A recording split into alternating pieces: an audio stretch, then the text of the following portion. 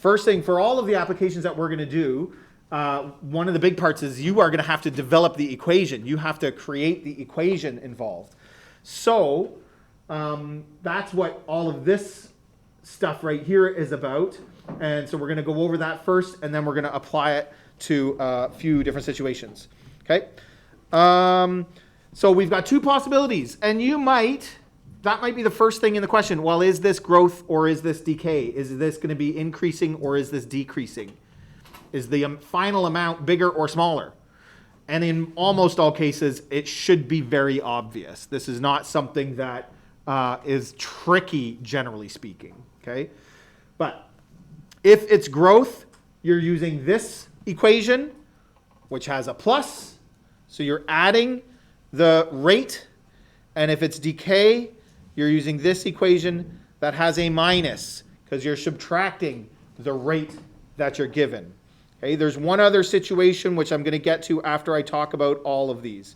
For both growth and decay, each of the variables represents the same thing. A is the final amount. Capital A is the final amount, whereas A with a subscript 0, we just talked about subscripts because we were talking about them in terms of logarithms. That's a subscript of 0, is the original amount, or in other words, amount at t equals 0. That's a standard notation used in mathematics where we do a subscript, and it's commonly referred to, this is, I think, a British term. They say this a lot, but we call it naught. Did you hear that at all in grade 11? A naught? Yeah, the teacher used that terminology. I don't know how common it is in high schools, but anyway, so it's just the initial amount, but you might hear it as a naught or something like that, and that's what that means. Okay, and that in some situations could be a little tricky. Which one is the original and which one is the amount at the end? R is the growth or decay rate given as a percentage, and then we have to convert it to a decimal. But generally speaking, it will be given as a percentage. Okay, so it's usually easy to pick out. T is the length of time passing, and for us, often that's what we're going to be solving for. That's what we are interested in. And N is a little bit tricky. N is the length of time until one period of growth or decay occurs. So if it says it's increasing by 3% every 5 days, your N is going to be 5. If it says 3% increasing by 3% every day, your N is 1 and you can kind of just ignore it. Okay? And so you do have to have a good understanding of what each of those parts mean in order to be able to formulate the equation. The only other version, so I'm going to kind of squeeze this in, you probably want to do the same, or we get A equals A naught times B to the T over N, where B is just a given multiplier.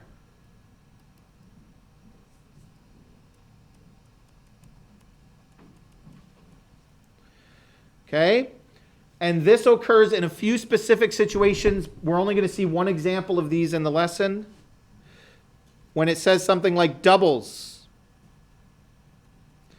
or triples, or for half-life questions.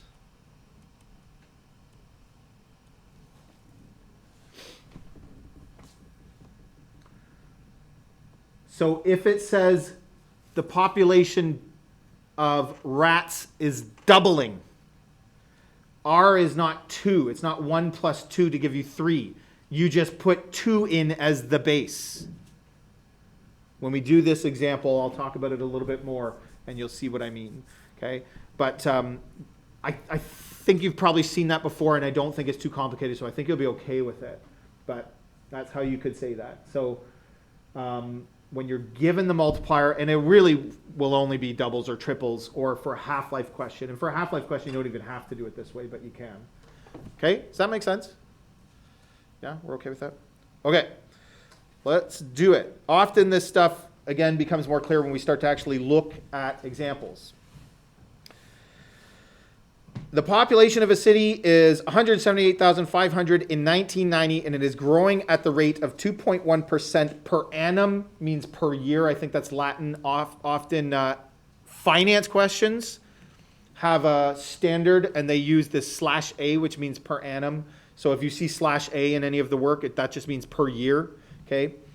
In how many years will the population be 210,000? And then when will this occur? So this question has an extra step to it. We'll worry about that when we get there.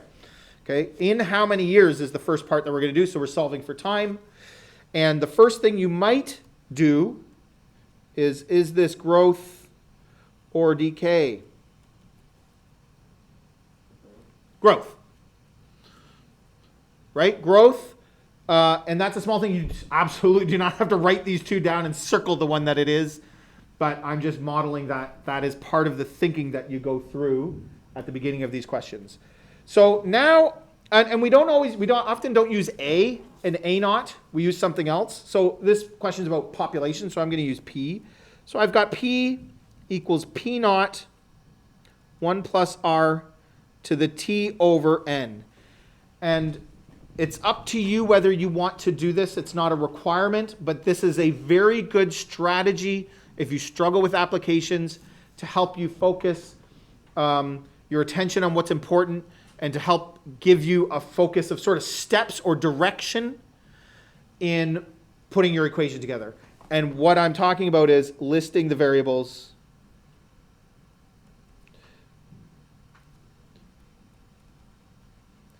and filling them in off to the side before writing the equation. And then you just go back to the question, you start reading, you say, if the population of a city is 178,500 in 1990 and is growing at a rate of 2, you just start filling them in. So 178,500 is the initial population, right? 178,500. 2.1% is our rate of growth in this case. So 2.1%. I'm not going to do this every time. This is something we should know. 0.21.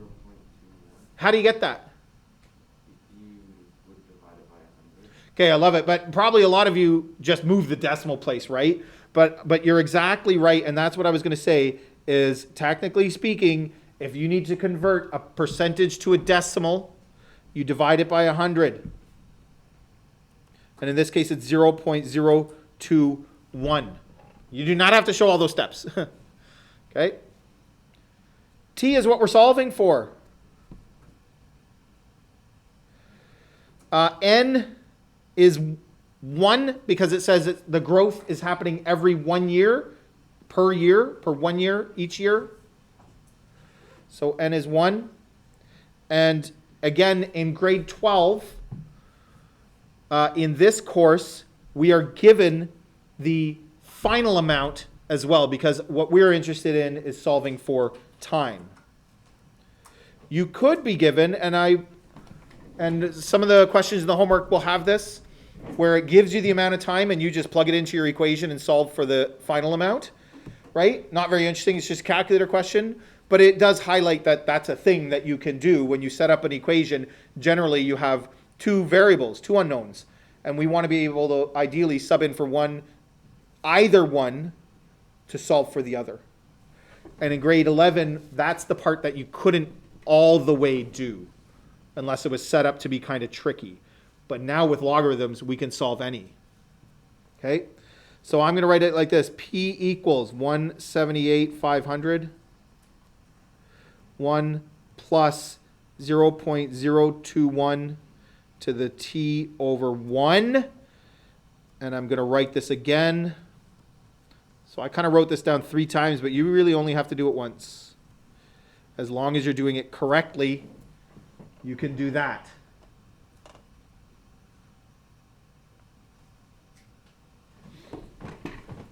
But I like to show that it is 1 plus the rate, which works out to 1.021, and it's T over 1, which in this case works out to T, but do not ignore the N. You've got to think about it every time. That's going to be a common mistake. Okay? And I write it out without the final amount because this is the equation that we really want. I can sub in for t and solve for final p, or sub in for p, which is what we're going to do, and solve for t. Like, these questions are supposed to be noticed that you can do both. But it gives us p equal to 210, and it says find t. Again, you don't have to write that down every time. So let's sub that in. 210, 178, 8, 500, 1.021 to the t. And now what do we do? Every single time almost, these questions are going to play out the same way. So you want to have done enough of them where you get it. Do you take the 178, like divide it up? Yeah, we're going to divide by 178,500 on both sides.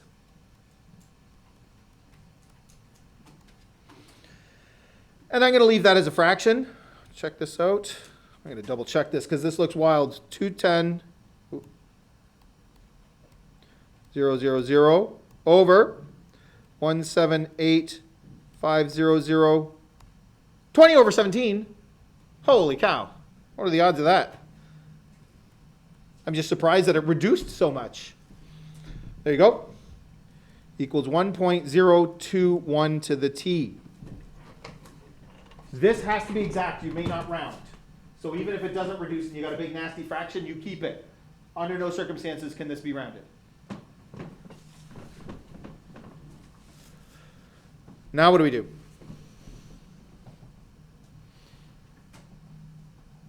Well, there's units on logarithms. We probably need to use a logarithm somewhere. Fari? Wait, you have to use logarithm? Well, how else would you do it? Oh, I was saying divide 1.0. No, you can't do that because that's an exponent. That's a base. You can't divide anything further out here. How do we solve for exponents? Well, in grade 11, you rewrite both sides with the same base. But I don't think 20 over 17 is going to be easy to rewrite with a base of 1.021. That's not the kind of question you probably saw very much of in grade 11. There is sort of a trick to estimate it, but that's not what we want to do. So we want to use logarithms. And remember, for a logarithm, the base stays the same. So it's log. What was my base? It was 1.021. Logarithms calculate exponents. T was my exponent, so it's finding t. T equals, or you can do log equals t, that's up to you, of 20 over 17. It's certainly possible that it's enough that we have decimals and fractions in here that people are less comfortable rewriting between exponential form and logarithmic form, but that's what you have to be able to do. And then what are we going to do? Well, we're just going to punch it into our calculator. Log, and depending on what kind of calculator you have, you're either going to do this or you're going to use change of base. But you got to know how to do both, right? So if you're doing change of base, then t is equal to log base 10 probably of 20 over 17 over log of 1.021, 7.82.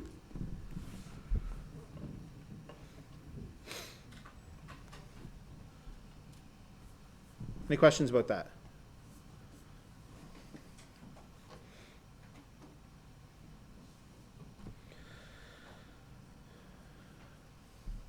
Okay, now we're going to answer the second part of this question. I don't want to dwell on this too much because we don't have time, but it says, when will this occur? And what it means is what year and what month. And on tests, if we ask that question, that's usually how we say it. You must give month and year. So I'm going to show this to you. Some of you are not going to get it at first. We'll talk about it more after because we don't have time because I want to get to some more examples before the break, okay? So one thing we have to remember is this is starting in 1990. It's 7 years down the road.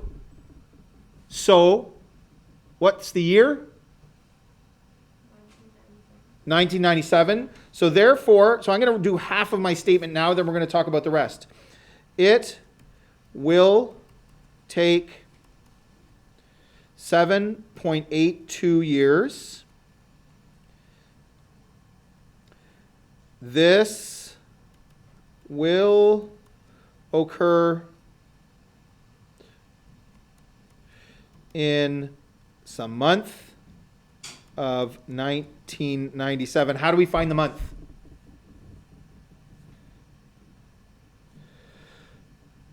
So it's 7 years and 0.82 of another year. What month is that? Be careful, it's not as easy as it looks at first glance. Maybe you have to multiply the decimal parts by 12. Okay, very good. So some people would just take the 0.8 and say, oh, August is the 8th month, so it's August. Whoa, way wrong. 0.8 of a year does not mean the 8th month because there's 12 months. So good first insight, 0.82 times 12. And we want the decimal, gives me 9.84.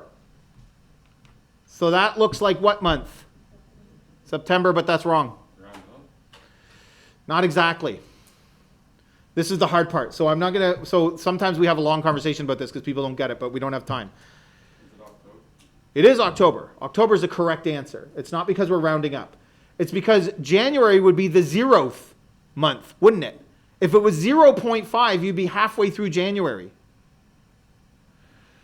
If it was 9.1, or if we multiplied and we got exactly 1, we'd be finished 1 month. That's the end of January.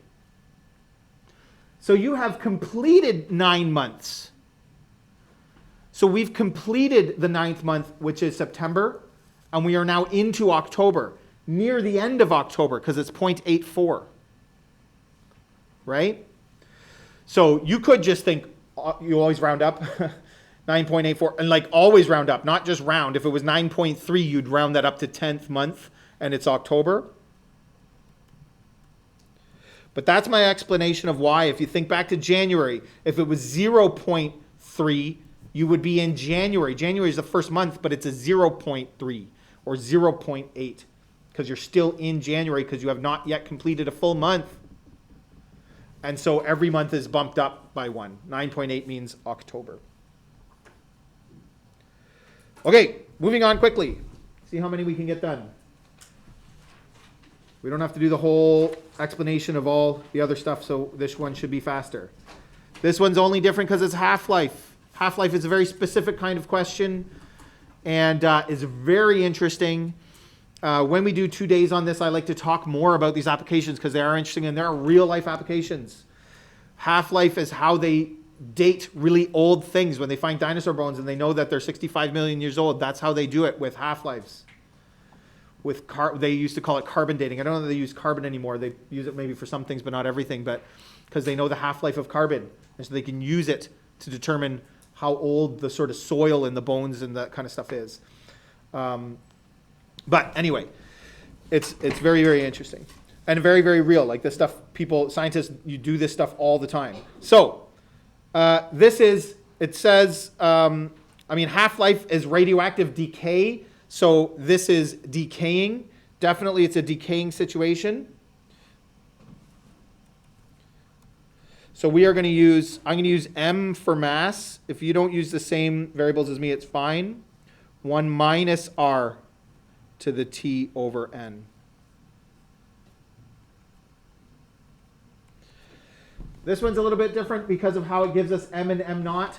We're going to come back to that, so I'm going to leave them blank for now. R for half-life is always 50%. That's what half means. You have how long until you have 50% left? So 50%.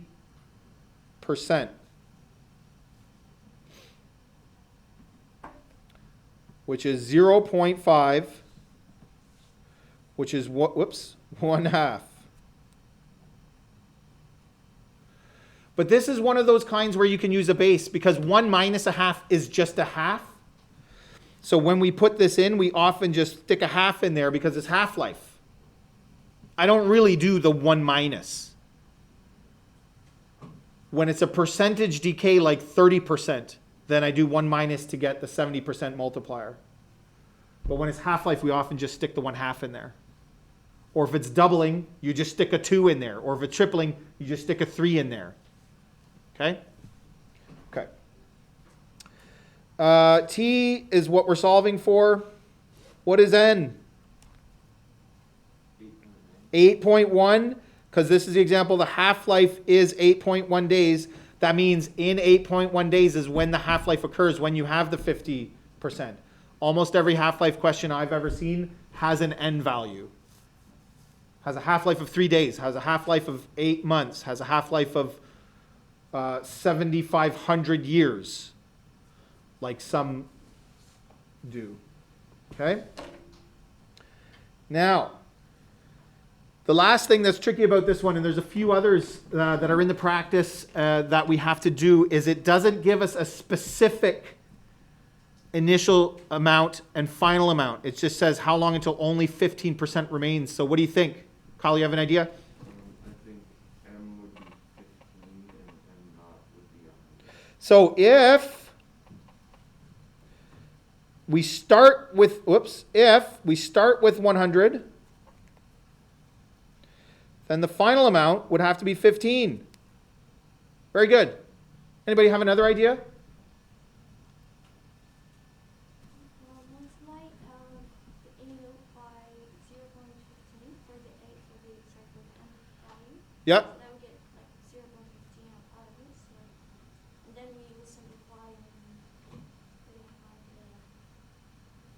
the A. Yep. So I think I'm following what you're saying, and I think what you're saying is we know that it's going to be 15%. So what if I do it? Maybe this isn't what you're saying, but you can tell me if it is or not. What if I just say A naught is 1? Then the final amount would be 0.15. Like, or maybe what you were saying is you could pick any amount you want and just figure out what 15% of that is. That's probably what you were saying. Yeah. So you could pick any starting amount and then just multiply by 0.15 to get the next amount. That's true. But I think these are the two most common ones you're going to see. And the top one is probably the easiest. 15% of 100% is 15, right? Like, so that's an easy way to do it. So but watch what happens when I put these in. So I'm putting 15 in over here to the T over 8.1. Or sorry, I was doing this, but it doesn't matter. 15 equals 100, 1/2. Now I'm rushing. Okay. So in fact, Noor is exactly right. As long as whatever two numbers you use as long as the final amount is 15% of the original amount, it's going to work. These are just the common ones you might see. Where did this one come from? Well, if I start with 1, 15% of 1 is 0.15. And what happens when we do this, and again, the same first step every time, we divide by that. What is 15 divided by 100?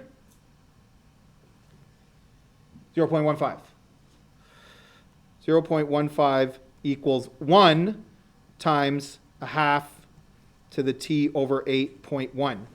So maybe you're following what I'm saying here, where starting at 100% and 15 is the easiest. But if you understand the 1 and the 0.15, you're just you're just skipping that step. You're just going straight to this line. And then you don't have to do the dividing by 1. Why would you divide by 1? Okay, but it's up to you. Either way, the relationship between those two has to be correct. Then, again, it's the same every single time. We just rewrite. Okay, and we get T over 8.1, because that was the exponent, equals, base stays the same, log base 1/2. You could use 0.5 there if you have a hard time writing 1/2 as a base, just because it doesn't fit very nicely in there, of 0.15. Next step before I use my calculator, I'm going to bring the 8.1 over.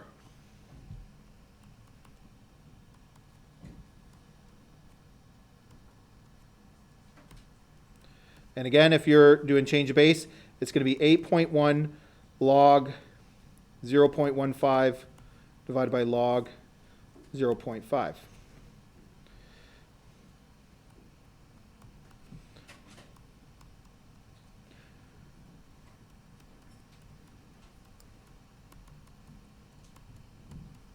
Careful of what the units are in, 22.17 days.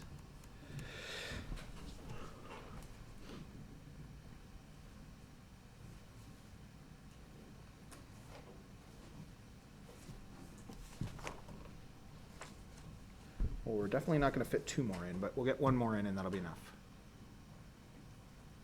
Any questions? Everybody's got that okay? Yep, try it on your calculator or try it later on your calculator if you want, but we've already been doing a fair bit of this. It's not too tricky on the calculator. Once you've done it a few times, you should be confident in what you're doing. We're going to skip 3. We're going to skip 4. Those are logarithm questions. They are the kind that I was sort of referring to before that are different and we're not going to do this year.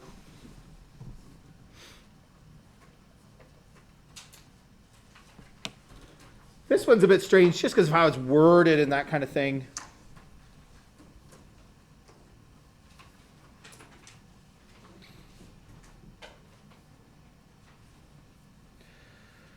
Every time an object is put through some cleaning process, 60% of the bacteria on the object is killed. So if it goes through the first time, 60% has been killed, 40% is left. If it goes through the second time, you're removing 60% of that remaining 40%.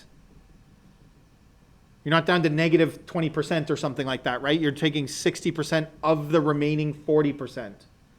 And if you keep doing it, eventually you'll get down to as far down as you want to go. How many times must the process be repeated to have 98% of the bacteria killed?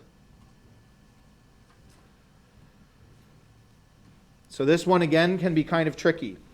So let's start doing it. I'll say B and B naught for bacteria. I'm going to leave those for now. What is R? It would be, like 60% of decay. It's decaying and it's 60% good. There's 2 percentages in here, so somebody might get confused by that. But R is 60%. And the amount of bacteria is being removed. That's right, it's decreasing, so it's decay.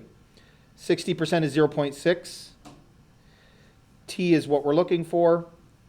N is 1 because it's each time the process is run. Now here's the tricky part. What is my B naught and what is my B? Again, because we're talking about percentages here, you could start with B naught being 100. It starts with 100% of its bacteria. What is our final amount going to be? 2, not 98. 98% of the bacteria gone, 2% left.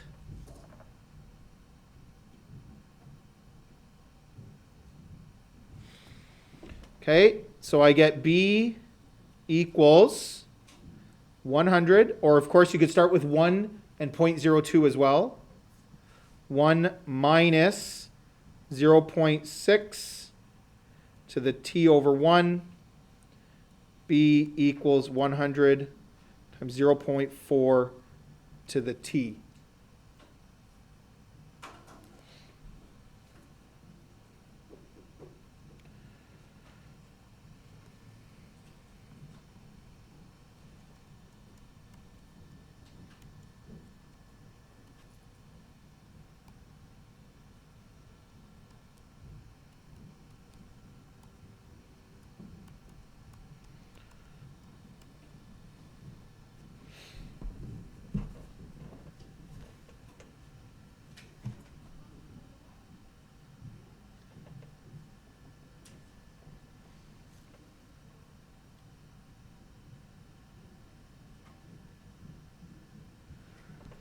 So some of the challenge to these questions is just getting, like, figuring out what all the details mean. The population questions tend to be pretty straightforward. Half-life, I would say, is probably pretty straightforward. These kinds can be a little bit trickier.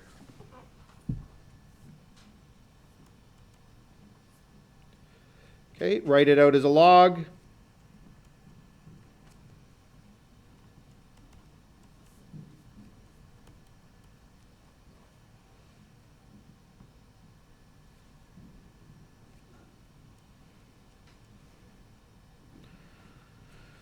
And I got 4.3.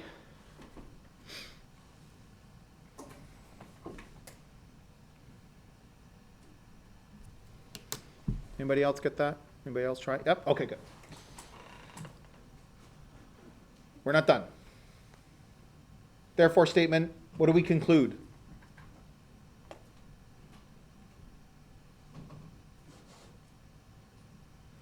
Think about the situation, think about your answer, like think about what makes sense. Your initial reaction might be to say, therefore, so the question was, how many times must the process be repeated? Therefore, the process must be repeated 4.3 times. What do you think? I think you would have to say repeated 5 times because you can't do the process less than 1. Right, very good. You can't do 0.3 of the process. It's either, well, maybe you can. Who knows what the process is? If it's just dunking it into soapy water for 5 minutes, you do it for 0.3 of this. I don't know, but right, like for a question like this, we assume that the process is you're putting it in a machine and the machine's doing something. So it either does it or it doesn't. 4 wouldn't be enough. So we don't round down. We would always round this up. So therefore, the process must be repeated 5 times.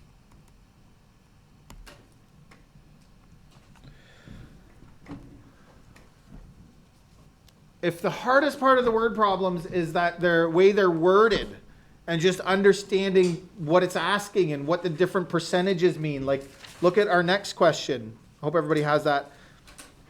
On bright sunny days, the amount of bromine in a municipal swimming pool decreases by 10% each hour. Actually, that one's more straightforward maybe, but people might get caught up in the fact that what's bromine and what is it talking about in a swimming pool? I mean, who cares? It's not relevant. But it can be confusing. And, you know, I remember textbooks, especially when I went to school, that gave extraneous information.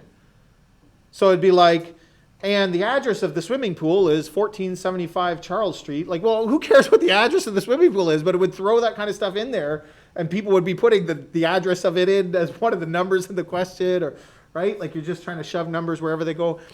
And that we don't do that as much anymore. But you know, that can sometimes be the hardest part of these. So that certainly wouldn't be my intention to give you a question that's just hard to understand the wording of on a test. But be aware that that is true. So you want to try a variety of these ones to try to understand what they're talking about. So that one is just, it tells us right off the bat that it's decreasing. The decrease rate is 10%. It's every 1 hour. It gives us the start amount. It gives us the final amount. So it's pretty straightforward. Investment, the tricky part about this one is it says how long will it take for her investment to double, but it doesn't give us the amounts. So something you have to think about, okay? And there are questions like that in the practice. So we don't have time to do one, but it'll be there in the practice to try. This is just a regular half-life question. Look at question A, how much is left after 35 days? So that's giving you time, you solve for the amount. So we didn't do an example of that, but it's fairly straightforward. And this is another investment question, so fairly straightforward, gives you the amounts. All that being said, all of these questions, the solutions are fully posted to the classroom. So if you want to see an example of any of those ones that are a bit different, look there. We're not going to do questions like 10 and 11, so don't worry too much about those. Again, those are logarithm questions. We are using logarithms to solve exponential equations. But the applications we did are exponential. because it was an exponential equation that we created. These ones require logarithmic equations.